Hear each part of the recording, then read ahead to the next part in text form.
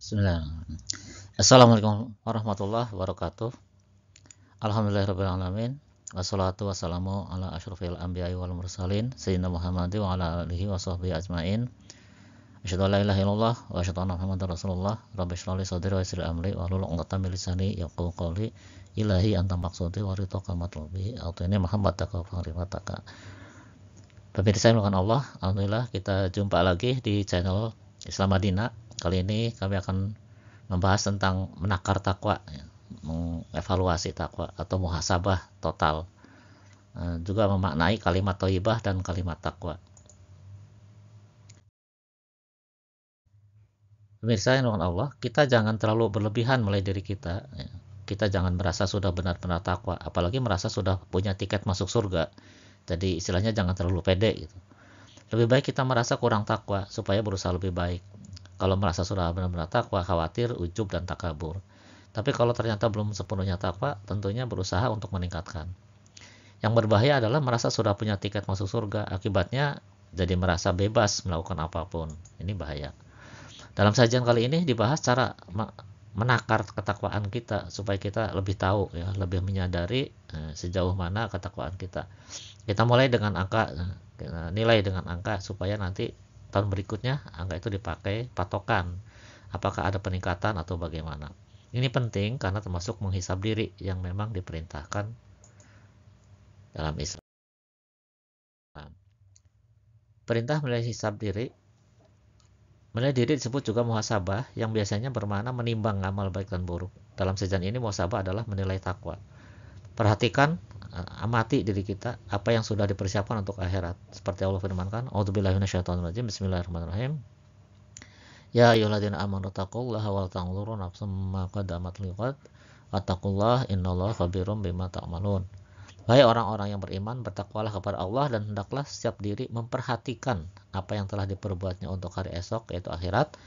Bertakwalah kepada Allah. Sungguhnya Allah Maha teliti terhadap apa yang kamu kerjakan. Al-Hasyr 18. Perhatikanlah perintah-perintah dalam ayat ini. Pertama bertakwa, kemudian ada perhatikan, ya, yaitu perhatikan diri, ya, evaluasi diri sebagai bekal untuk hari esok akhirat, karena sebaik-baik bekal adalah takwa. Kemudian perintah bertakwalah, ya, ada kedua kalinya, berarti takwa harus terus ditingkatkan. Jadi mengapa di sini yang dievaluasi takwa bukan sekedar menghitung pahala vs dosa, ya? Karena muhasabah takwa itu muhasabah total. Jadi iman, ihsan, ketaatan, adab, konsistensi, dan tekad. Nah, dalam hadis Imam Tirmidzi 2383, Nabi SAW bersabda, orang yang cerdas adalah orang yang mempersiapkan dirinya dan beramal untuk hari setelah kematian. Sedangkan orang yang bodoh adalah orang jiwanya mengikuti hawa nafsunya dan berangan-angan kepada Allah. Dan telah diriwayatkan dari Umar bin Khattab, dia berkata, hisablah, hitunglah diri kalian sebelum kalian dihisab, dan persiapkanlah untuk hari semua dihadapkan kepada Rabb yang Maha Agung. Hisab yaitu perhitungan akan ringan pada hari kiamat bagi orang yang selalu menghisab dirinya ketika di dunia. Dan telah diriwayatkan dari Maimun bin Mihram, seorang hamba tidak akan bertakwa hingga dia menghisab dirinya, dan seterusnya. Dalam hadis ini Nabi SAW bersabda tentang orang cerdas yang mempersiapkan diri untuk hari setelah kematian, artinya bekal akhirat. Dan pastinya yang dimaksud adalah bekal takwa, karena Nabi SAW pasti tahu kalau sebaik bekal adalah takwa. Dan orang bodoh adalah yang mengikuti hawa nafsunya dan berangan-angan kepada Allah. Apa artinya? Berangan-angan kepada Allah itu maksudnya adalah merasa yakin, nah, Allah akan memasukkan ke surga, ya, meskipun banyak menuruti hawa nafsu. Jadi belum sempurna takwa, ya. Jadi terlalu optimis, ya, terlalu pede gitulah, ya. Hadis ini diteruskan dengan asar sahabat Umar bin Khattab, hisablah diri sendiri sebelum dihisab di hari akhir agar nanti ringan. Ya, memang ringan jadinya karena dengan muhasabah kita jadi lebih tahu kondisi kita dan tentunya lebih baik persiapannya, insya Allah.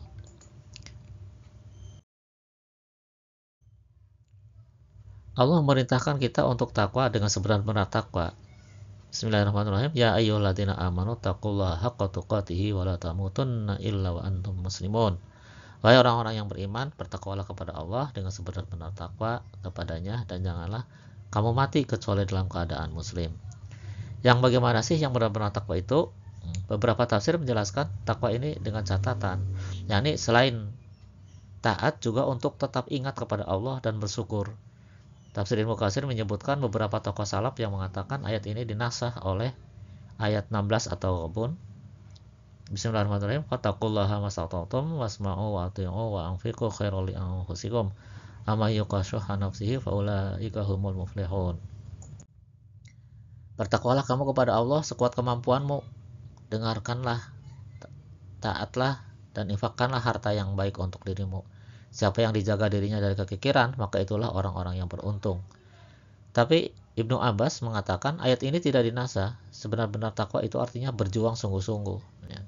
Jadi perhatikan di sini ada kemampuan, ada berjuang sungguh-sungguh. Jika kita gabung ayat 102 Ali Imran dengan At-Taghabun 16, berarti sesuai kemampuan itu adalah kita berusaha takwa semaksimal mungkin. Bukan ala kadarnya, bukan seminimal mungkin. Nah, mengapa demikian? Karena umumnya kalau semampunya itu konotasinya sebisanya, seikhlasnya, seridhonya, sekedarnya, ya, ala kadarnya. Padahal bisa melakukan lebih dari itu. Jadi yang sebenar-benar takwa itu yang berusaha sungguh-sungguh, berjihad istilahnya, untuk semaksimal mungkin menggapai posisi mulia di sisi Allah. Bismillahirrahmanirrahim. Wajahidu fillahi haqqa jihadih. Berjuanglah kamu pada jalan Allah dengan sebenar-benarnya. Al-Hajj 78. Bagi yang ingin dekat bertemu Allah harus bersungguh-sungguh. Bismillahirrahmanirrahim. Man kana yarju liqa Allahi fa inna ajalallahi la'at. Wa huwa samiul alim. Wa man jahada fa inna ma yujahidu li nafsihi. Innallaha laghaniyun 'anil 'alamin.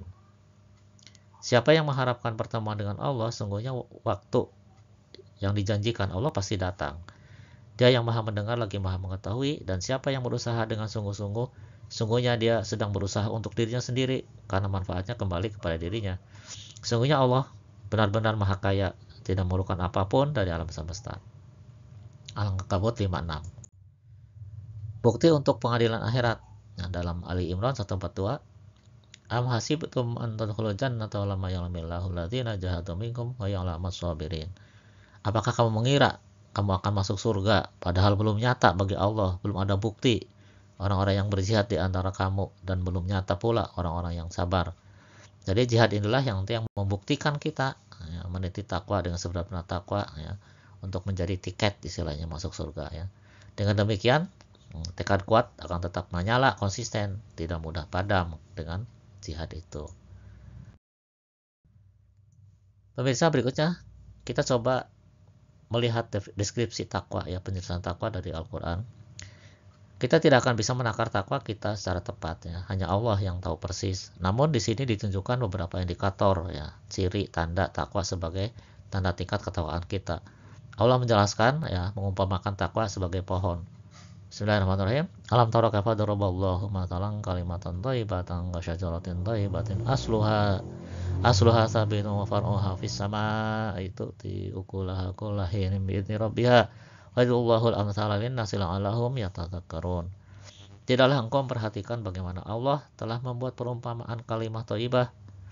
Perumpamaannya seperti pohon yang baik, akarnya kuat, cabangnya menjulang ke langit dan menghasilkan buahnya pada setiap waktu dengan seizin Tuhannya.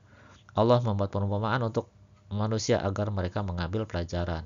Ibrahim ayat 24-25. Kalimat thayyibah di sini tentunya adalah takwa. Akarnya adalah iman, pohonnya adalah Islam, dan buahnya adalah ihsan. Menakar ketakwaan itu seperti menentukan seberapa tinggi, seberapa rindang, besar, dan seberapa banyak buah pohon itu. Takwa yang baru ibarat pohon yang baru tumbuh juga, yang lemah, pendek, kecil, sedikit daun, dan pastinya belum berbuah. Nah, takwa yang tinggi ibarat pohon yang tinggi menjulang, rindang, besar, dan banyak buahnya. Takwa yang tinggi kuat itu tidak mudah tumbang dengan terpaan angin, bahkan masih kuat dengan hantaman badai sekalipun, karena akarnya menancap jauh ke dalam bumi. Artinya, orang yang takwa itu tidak mudah tergoda dengan hal negatif. Lebih kuat, lebih canggih, lebih handal. Takwa yang kuat menjulang tinggi, artinya sangat kuat cintanya kepada Allah. Dalam Al-Fatir 10, Allah menggambarkan takwa sebagai kalimat thayyib dalam bentuk muzakkar bagi yang mendambakan kemuliaan. Ayat ini juga menjelaskan takwa yang menjulang menuju Allah. Bismillahirrahmanirrahim. Man kana yuridul izzata falil izzatu jami'a ilaihi yas'adul kalimut thayyib wal 'amal shalihu yarfa'uh. Barang siapa yang menghendaki kemuliaan, maka bagi Allah lah kemuliaan itu semuanya. Kepadanya lah naik kalimat thayyib, ya, dan amal yang soleh naik kepadanya. Kalimat thayyib ini terutama bermakna ingat Allah karena cinta Allah, ya, zikrullah. Sedangkan amal soleh maksudnya yang bermanfaat untuk orang lain. Ayat ini senada dengan Al-Hujurat 13, ya, meraih kemuliaan itu dengan takwa. Inna akramakum indallahi atqakum. Semuanya yang paling mulia di antara kamu di sisi Allah adalah orang yang paling takwa. Pemaknaan kalimat thayyibah sebagai takwa ini dipertegas dengan ayat berikut.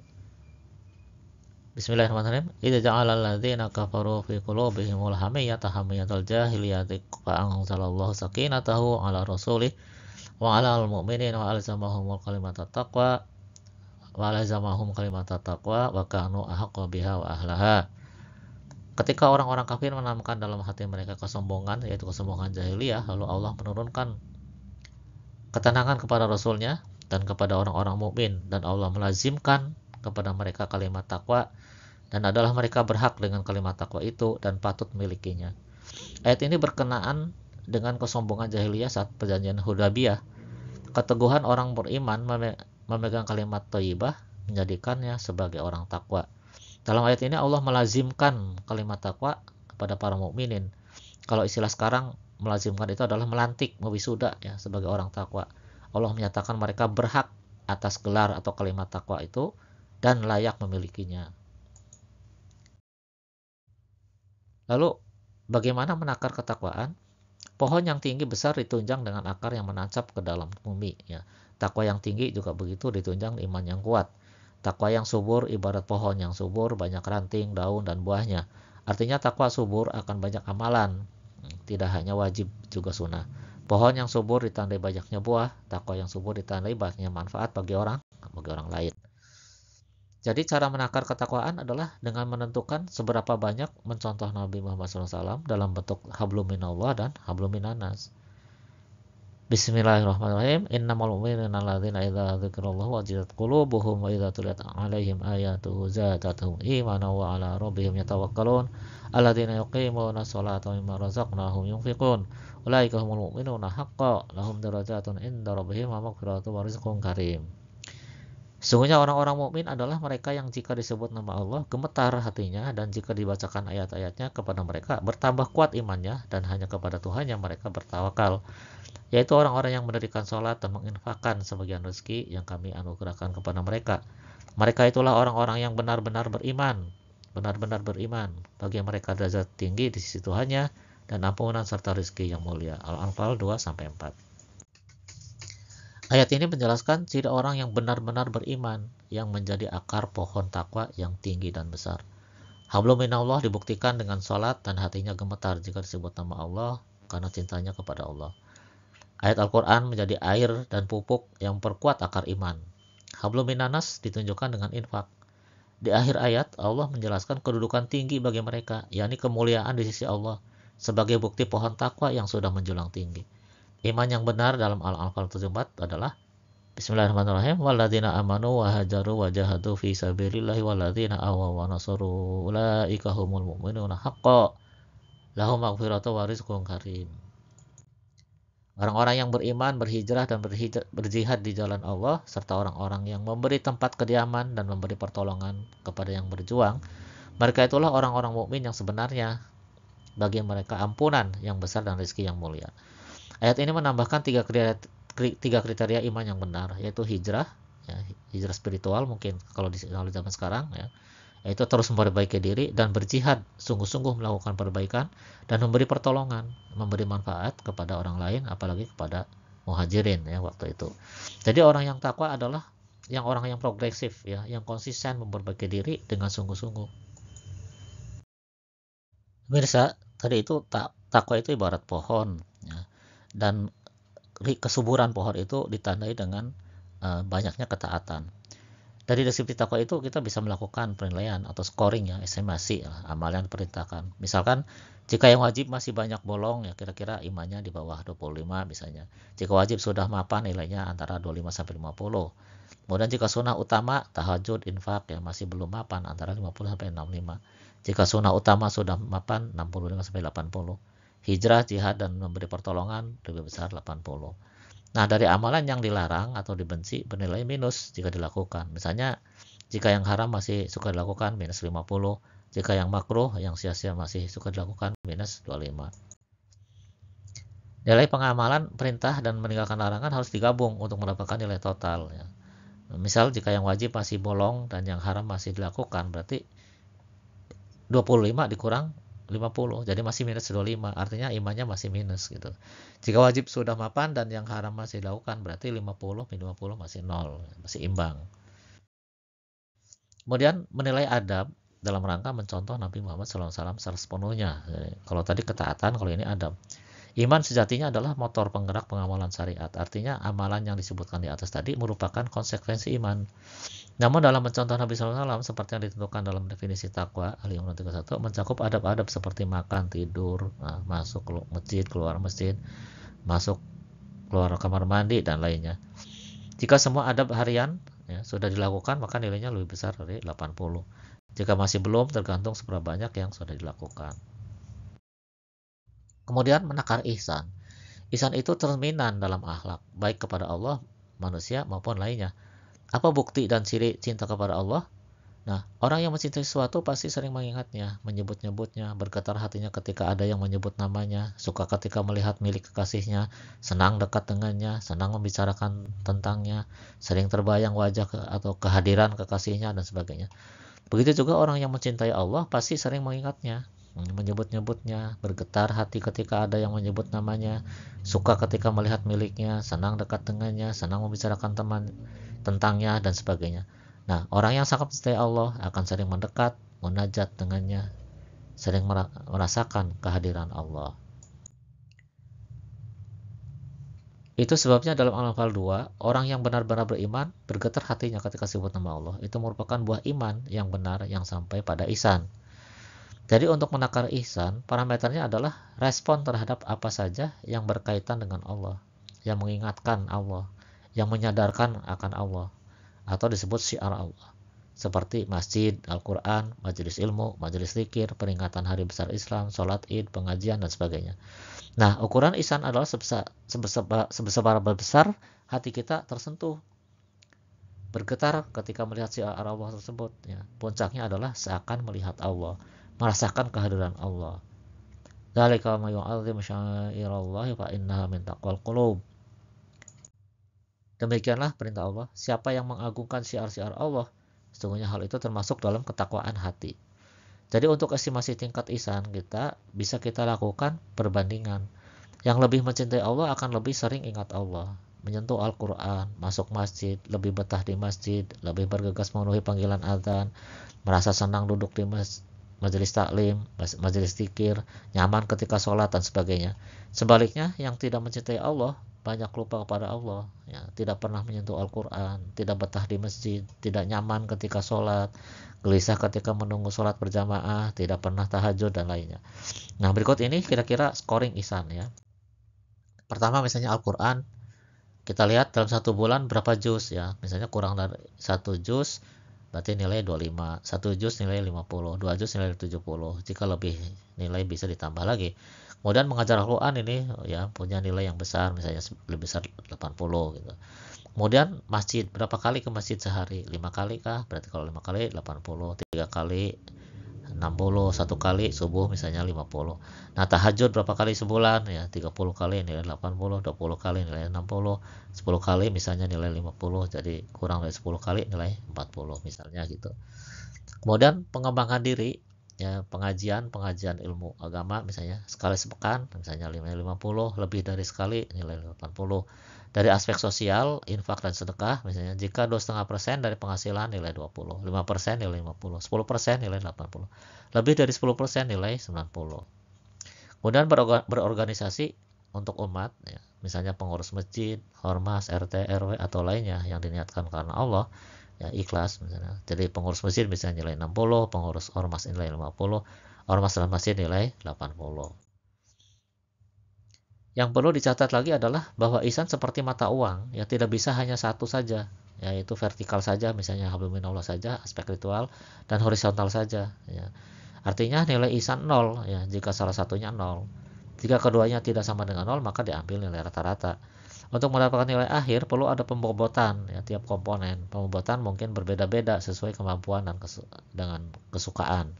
Nah, orang yang belum bisa membaca Al-Quran mungkin lebih banyak atau suka tahajud. Ya. Untuk kasus ini bobot untuk Al-Quran bisa lebih kecil. Orang yang kurang mampu secara finansial lebih suka mengabdi lewat organisasi misalnya. Di sini bobot infak lebih kecil dari organisasi.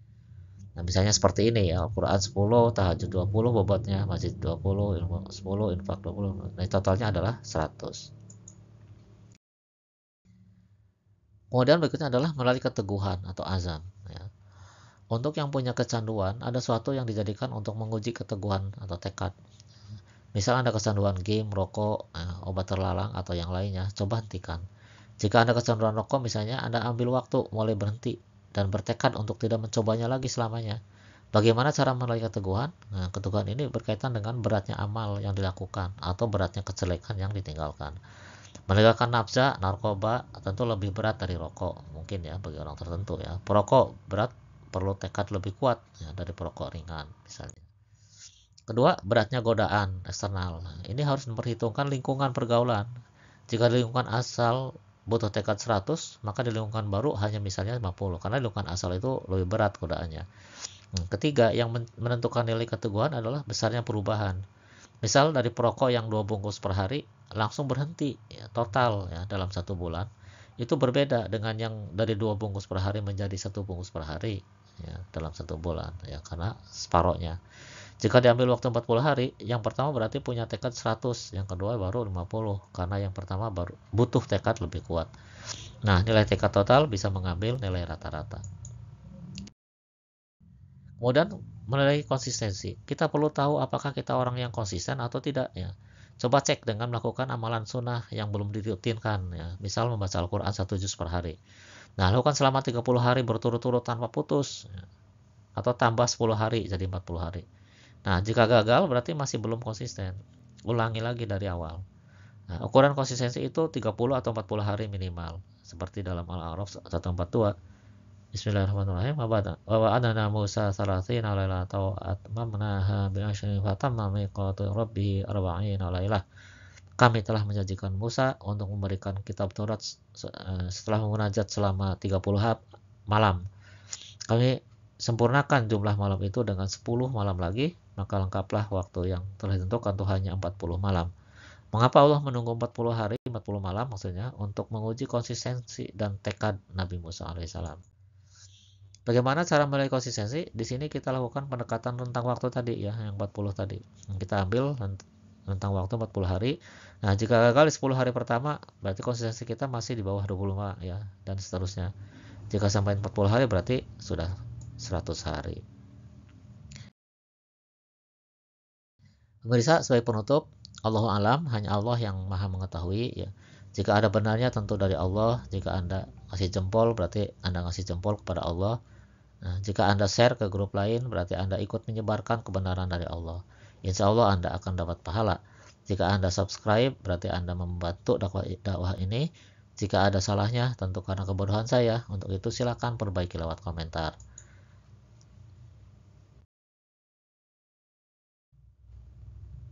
Demikian, terima kasih atas perhatiannya. Semoga Allah tetap membimbing kita, ya, meneguhkan ketakwaan kita, terus mengangkat kita ke derajat yang lebih tinggi lagi.